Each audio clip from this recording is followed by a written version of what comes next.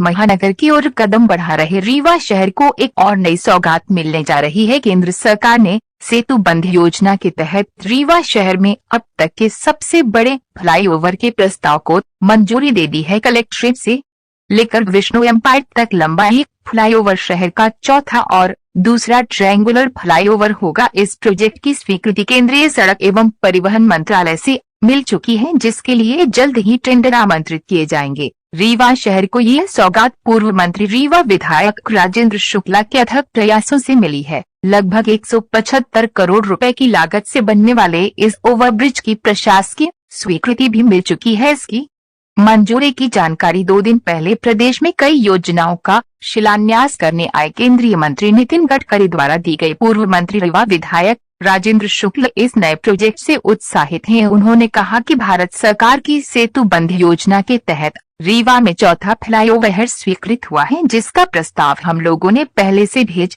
रखा था। उन्होंने कहा कि इस फ्लाईओवर के बन जाने से जाम की समस्या खत्म हो जाएगी। इसके अलावा शिक्षा और चिकित्सा के क्षेत्र में लोगों को बड़ी सहूलियत मिलेगी। उन्होंने कहा कि अगले 5-10 साल में रीवा महानगर में शामिल हो जाएगा। श्री शुक्ला ने कहा कि इससे रीवा में रोजगार के अवसर भी खुलेंगे। शहर में 3 फ्लाईओवर बनने के बाद भी जाम की समस्या कम नहीं हो पा रही थी, विशेषकर शाम को जब लोगों को ट्रेन पकड़नी होती है। उस वक्त कलेक्ट्रेट पुरानी बस स्टैंड से लेकर ढेखा तिराहे तक भीषण जाम लग जाता है, जिसके कारण कई बार ट्रेन छूट जाया करती है। यही नहीं, अक्सर यहाँ के जाम में अस्पताल की एम्बुलेंस भी घंटों फंसी रहती हैं। फलस्वरूप कई बार मरीज की जान जोखिम में फंस जाती है, जिसे बचा पाना डॉक्टर के लिए कठिनाई भरा होता है। नए फ्लाईओवर से यातायात तो सुगम होगा ही, इन समस्याओं से रीवा वासियों को छुटकारा मिल जाएगा। ये फ्लाईओवर प्रोजेक्ट बहुत बड़ा प्रोजेक्ट पास हुआ है। ये कहाँ से कहाँ तक बनना है, कितने स्टेप में बनना है?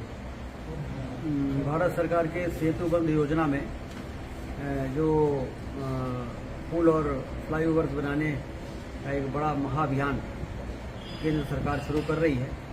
यहाँ सबके लिए बड़ी खुशी की बात है कि हमारे रीवा शहर में भी एक फ्लाईओवर जिसका प्रस्ताव हम लोगों ने भेजा था, जो कलेक्ट्रेट गेट से शुरू होगा और वो जो बीहर पुल है उसके ऊपर से होता हुआ ढेखा तिराहे को पार करके और जो वो विष्णु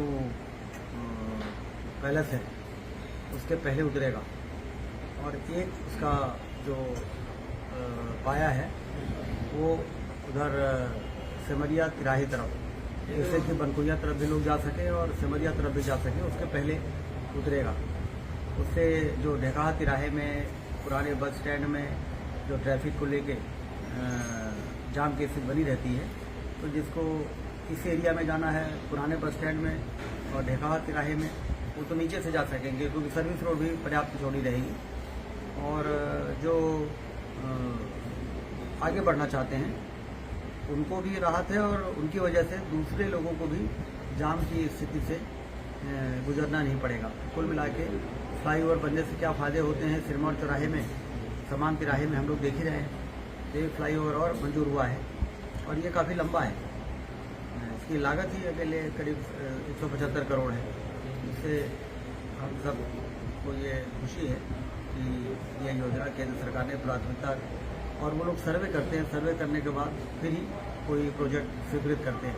सर, आपके अथक प्रयासों से इतना बड़ा प्रोजेक्ट आया रीवा में, क्या मानते हैं रीवा महानगर की ओर किस तरह? महानगर की ओर बहुत तेज़ी के साथ आगे बढ़ रहा है और जो 10 साल बाद रीवा आता है वो तो खुद ही कहते हैं कि रीवा की तस्वीर बदल गई है, पहचाने में नहीं आता है रीवा। अभी प्रक्रिया चालू है और आने वाले 5-10 वर्षों में पूर्ण रूप ले लेगा और रीवा के लोग गर्व करेंगे कि वास्तव में हम एक ऐसे बड़े शहर में रहते हैं जहाँ पर रोजगार की पर्याप्त संभावनाएं हैं, जहाँ मेडिकल की सभी फैसिलिटीज़ हैं, जहाँ पर एजुकेशन के तमाम तरह के सेंटर हैं और यही युवाओं की आवश्यकता है कि उनको शिक्षा के सारे केंद्र मिल जाएं, उनको कोचिंग सेंटर मिल जाएं, फिर उनको रोजगार के अवसर भी मिल जाएं। तो ये युवाओं की जो आवश्यकता है वो जब तक मजबूत इंफ्रास्ट्रक्चर नहीं होता है तब तक कोई निवेश नहीं करता, और जब निवेश नहीं होता है तो रोजगार के अवसर पैदा नहीं होते। तो कुल मिला के इस थीम पर जो यात्रा 2003 से शुरू हुई है अब वो रूप ले रही है और आगे भी बढ़ रही है। ये नया स्वीकृत फ्लाईओवर उसी की एक कड़ी है। सर ये एक बहुत बड़ा प्रोजेक्ट आप अभी पूरा करने वाले हैं, इसके बाद क्या आगे की रणनीति रहेगी रीवा को आगे बढ़ाने के लिए?